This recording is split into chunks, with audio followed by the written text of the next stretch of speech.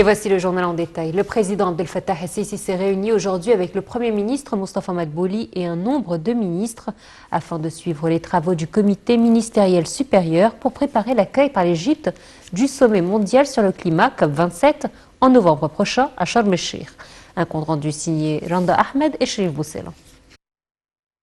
Le président Abdel Fattah el-Sisi a rencontré samedi le Premier ministre Dr Moustapha Madbouli et un certain nombre de ministres. La réunion portait sur le suivi des travaux du comité ministériel supérieur pour préparer l'accueil par l'Égypte du sommet mondial sur le climat COP27 en novembre prochain à Sharm el-Sheikh. Le président a enjoint de fournir toutes les ressources financières nécessaires pour équiper la ville de Sharm el-Sheikh au plus haut niveau et de continuer à renforcer les efforts de toutes les parties concernées pour accueillir cet événement mondial d'une manière qui reflète le caractère régional et international de l'Égypte, que ce soit au niveau de l'organisation et de l'hébergement ou au niveau de l'aspect technique et objectif ou en ce qui concerne les efforts du pays pour réaliser la transformation verte, protéger l'environnement et accroître l'utilisation de l'énergie propre à travers divers projets nationaux liés au gaz naturel, à l'électricité, aux énergies solaires et éoliennes, à l'hydrogène vert et au transport qui respectent l'environnement.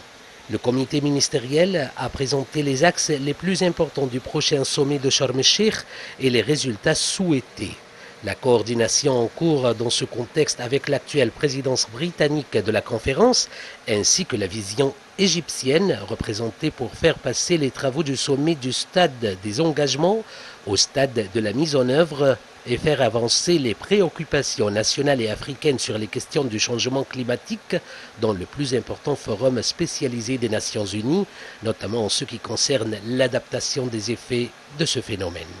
Le président el-Sisi a examiné au cours de la réunion le développement et la coordination avec le secrétariat de l'ONU en ce qui concerne les procédures et les détails logistiques pour fournir divers services aux participants, notamment en termes de transport, d'hébergement, de communication et de services de santé.